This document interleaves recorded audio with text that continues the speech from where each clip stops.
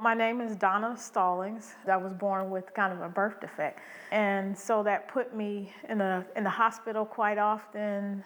I couldn't run, I couldn't play, the way other kids could. Those things just felt extremely isolating. But I also had an incident in the hospital while I was there. There was a male nurse that would come in at night and touch me. Not being able to express that. And then even when I thought I did to my family, I don't want to say they didn't believe me, but I don't think they responded in a way that made me feel safe. And that took a toll on me.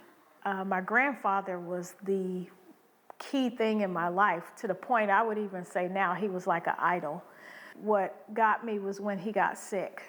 And everybody around me kept saying, just pray the Lord will heal him, he'll be fine.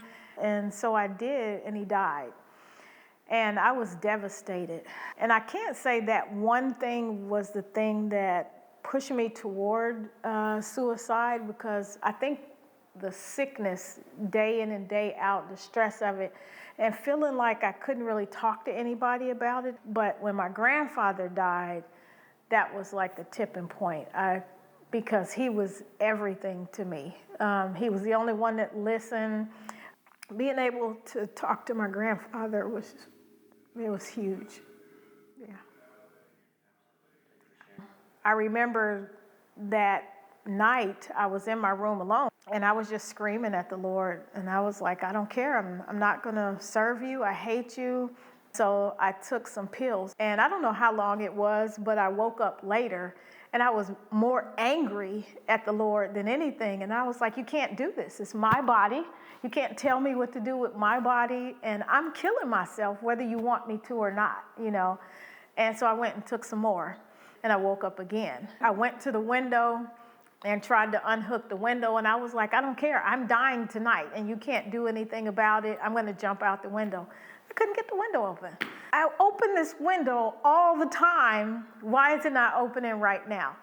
After that, I was like, okay.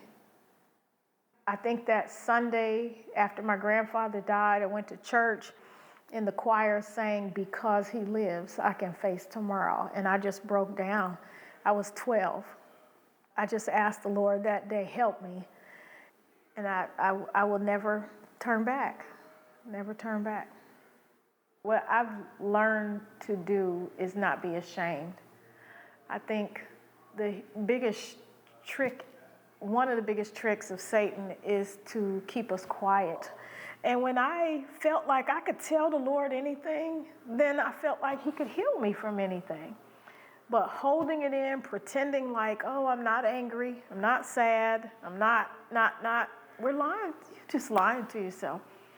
Without Christ, as my friend said, we're merely existing. You're not really living.